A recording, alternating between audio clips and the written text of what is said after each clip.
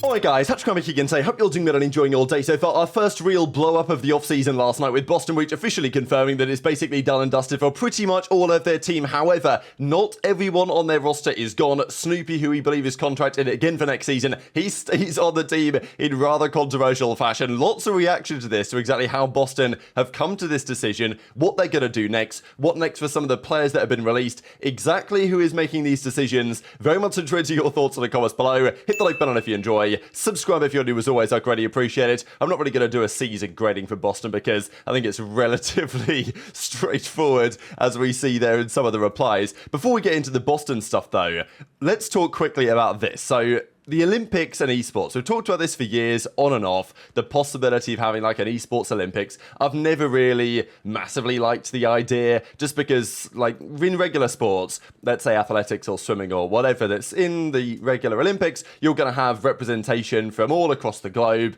and you know, that's what the Olympics should be. In esports, there are some esports where that is possible, you know, Valorant and stuff like this, Counter-Strike, good representation from across the world, but for most esports like COD, I mean, what is it going to be? Like, how does that even work in an Olympic setting? Like, if you just got the American team, you've got the British team or whatever, and, you know, it's kind of a foregone conclusion who gets on the team. There's weird things involved. And also, does esports need to be at the Olympics realistically? Is it kind of more the Olympics trying to say, okay, this is the future, so we need esports or whatever, more than esports necessarily needs the Olympics? I think it reminded some people of, like, you know, the X Games, right? Because we did the X Games. Okay, I didn't, but, you know, the guys went to go and play back in 2014, 2015 at the X Games. There's actually a lot of drama about that at the time because lots of the athletes, right, like the proper sports athletes or whatever, skateboarding or, you know, whatever the case might be, they weren't so happy that these gamers were getting X Games gold medals. So obviously Scump went back to back in both years, 2014, 2015, with the 2 X Games gold medals. But, you know, so it could be something similar here with the Olympics esports games. But yeah, apparently the IOC, the International Olympic Committee, has partnered with the National Olympic Committee of Saudi Arabia to host the inaugural Olympic Esports Games 2025 in, you guessed it, the Kingdom of Saudi Arabia. So, I'm not going to lie, this would be mental if it is the case that we have Call of Duty Esports regular season, the Call of Duty World Championship for the CDL in Dallas, or that's where it is this year, who knows where it is in the coming years. Shortly afterwards, the Esports World Cup is going on, because that's different to this, keep in mind. The Esports World Cup is a different event, of course, to the Olympics. And then, even though the Olympics is happening this year, not next year, in, like, you know, the Summer Games this year in Paris, apparently they're doing an Esports Olympics next year anyway. So, yeah, I don't know. There's lots of money flying around is all I'll say. The other point to mention on this is, I think the Olympics, they've kind of been put off anything shooter related, just because it's a little bit too, it's not so PC, do you know what I mean? So having like Counter-Strike or Call of Duty or any of these games where you're shooting heads, the Olympics have always been a bit like, oh, well, I'm not so sure about that one. So I don't know if their feeling on that is going to change, or whether there's going to be any shooters at the inaugural Olympic Esports Games 2025, or whether it's just going to be like, you know, Rocket League and stuff like that that is less offensive. Enter into your thoughts in the comments below. There was some drama yesterday, of course, on the whole cheating stuff. Just wanted to mention it real quick because I know that Temp says like he's trolling, but well, he's clearly not fully trolling, because he shares this clip here that was going on. This guy was absolutely cooking. Nice little 4-piece here on the Vista. And Temp says this guy's hacked up. Now, you know, people obviously back and forth. And as Donny says, I'm trolling, but I don't know. We played this guy first round, the last chance qualifier. I swear to God, he was the best player ever played against in LCQ. 99 awareness, 40 plus in the hardpoint, 10 plus in the search and destroy, 30 in the controller. And we 3-0'd the guy. So, you know, what does this say? Not necessarily anything. Maybe the guy's just pretty good. And, you know, I'm hoping that when you see talents emerge in challenges, they're actually good players. But it's always difficult to tell nowadays, isn't it, right? And a lot of the pro players, understandably, they see certain clips and they think, well, is this guy legit? Is he not legit? You know, let's lean on the side of caution for now, otherwise we're not sure, because, you know, let's say Jimbo, we heard Classic, of course, you know, definitely notable pro player, he was making the point about Jimbo when he was playing with him that, yeah, this guy's the truth, this guy's unbelievable, like, can't believe I've never played with a guy this good before, and then turns out the guy was cheating all along, right? So this is the problem that you run into. But let's talk about the Boston Bleach, or whatever you want to call them. They've been going through it, and they confirmed yesterday that departure of many of their individuals from the team. Only a couple will stay, and, well, we'll see where that goes next. So Major Maniac, he joins in the team kind of towards the end of last season. The intention really was to try and improve their search and destroy. That, unfortunately, for Major Maniac, just didn't happen, and his search and destroy numbers are actually pretty bad. I just don't know where the future's going to be for Micro. I mean, look, he talked about it. He was like, look, I believe this is a chance. I think I can turn the team around. Obviously, it was a tall order. The reality is that Major Maniac as a player he gets like good gas from the likes of Formal and Dashy and these guys because, you know, never say die attitude, right? It's never chalked, this type of stuff. And, you know, typical player they'd call him in terms of clutch moments. And, you know, you look at that, Rocker versus Ultra, 4-0 to 5-4 reverse sweep back in Cold War. But to be honest, that's like the only highlight of Major Maniac's career in 4 versus 4, right? Like he was good on FaZe during the Modern Warfare Season 19 back in 2020, and he was obviously good on Genji in 5 versus 5 before that in Black Ops 4. But since then it's been, you know, very up and down, mostly downs obviously, and, you know, as he says, he's let go. I will say, as Boston say though, his contribution was invaluable. But so surely invaluable is like, you can't get rid of an invaluable player. But I mean, apparently they can. So good little corporate speak there. Major Maniac though says, like, I'm still trying to grind, free agent for Black Ops 6, still able to compete, of course, for the Esports World Cup, which is the big deal. But, you know, I think Major Maniac going was expected.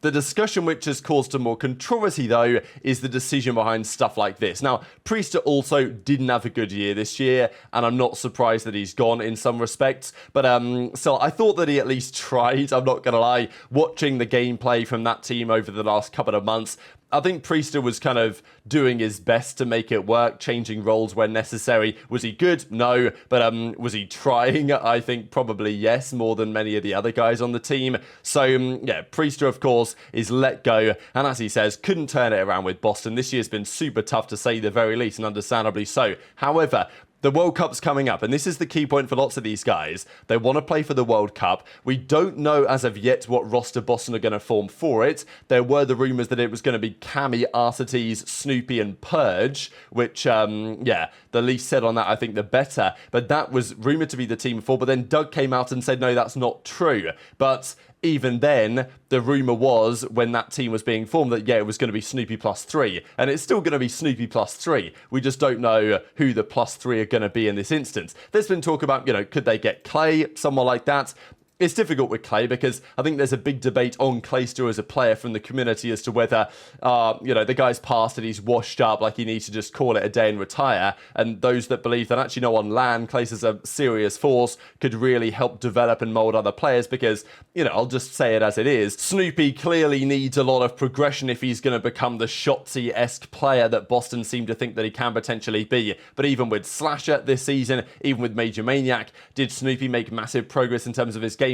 Didn't seem that way to me. And we've mentioned it before on this channel, like, okay, if you're going to try and make Snoopy work, surely you've got to try and find some sort of veteran AR figure that's actually going to work for him and actually help his gameplay improve. And, you know, the last and final call in some respects is either accuracy or Clay. So might be something to look at if they, you know, consider that to be viable. This was interesting though, as Doug Levy points out, that actually Priesthah's pace as a player has got slower basically every single year from MW to Cold War to Vanguard. Like, his map pace is actually pretty drastically reduced. This year was actually a pretty slow player generally. So, you know, this year was his worst in hardpoint against the lightest strength of schedule that he's faced. So just not a great year for Priestahh, but still a world champion, one of the winningest players, of course, in the history of the CDL. So I think he'll be back. I just don't know where. One player that definitely should be back, though, is Beans. I think on the course of the season was definitely their best performer. I liked him last year on Boston,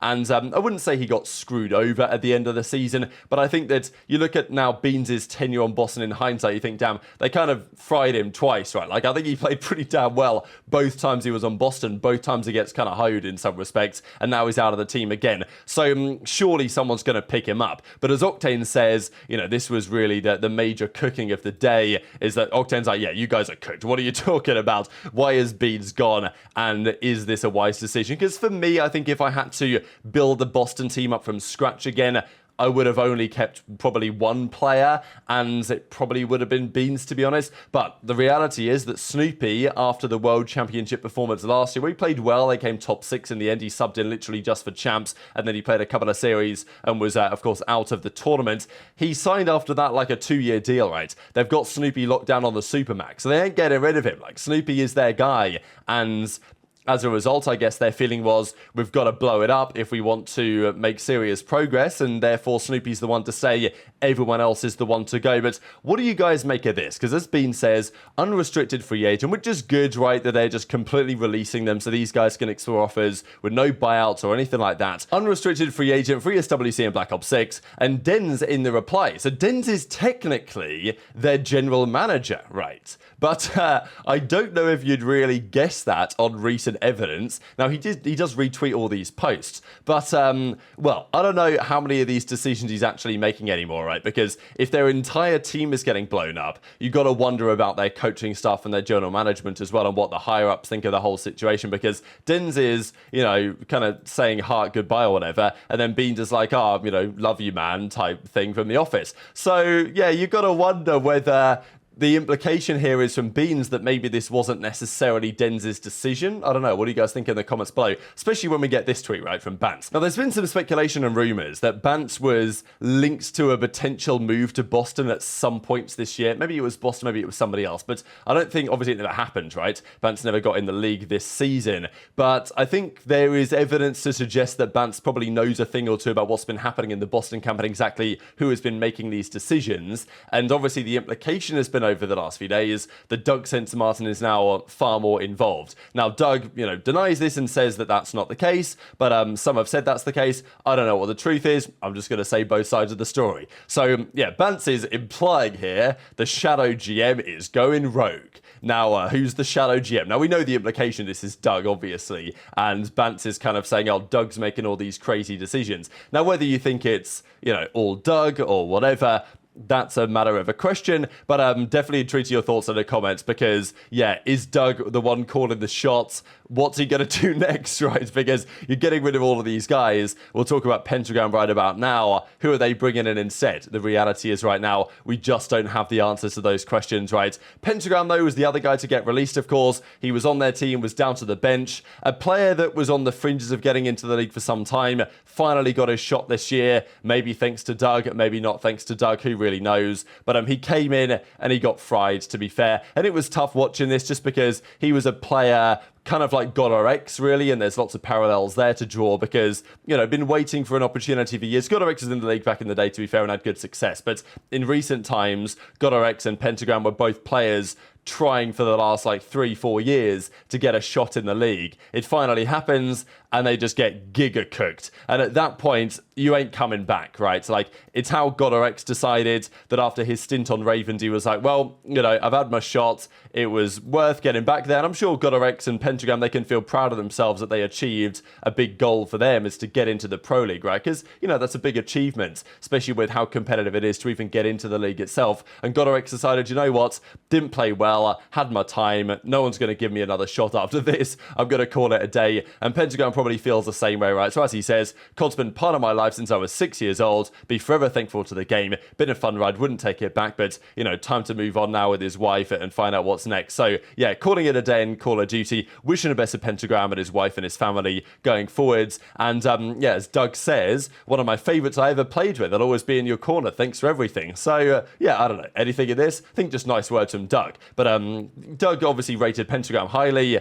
Maybe he was part of getting him in the team. Maybe he wasn't. We just don't really know the truth behind the situation. But what happens from now onwards, that is the big question for Boston Breach, right? What do they do alongside Snoopy? Because Beans, you'd have thought maybe they could have kept him. They've decided not to. He'll probably go somewhere else. He's been linked to Rocker, but that would mean putting Gunless and Beans together probably. And they've got a bit of beef, if you guys aren't aware of that, that's been developing for the last, I would say, 14, 16 months or so, I think, at this point, from the middle roughly of last season. Of course, we're now approaching this year's World Championship, and very much interested in your thoughts on all this stuff in the comments below. Hit the like button if you enjoyed, subscribe if you're new, take care, and I'll see you next time.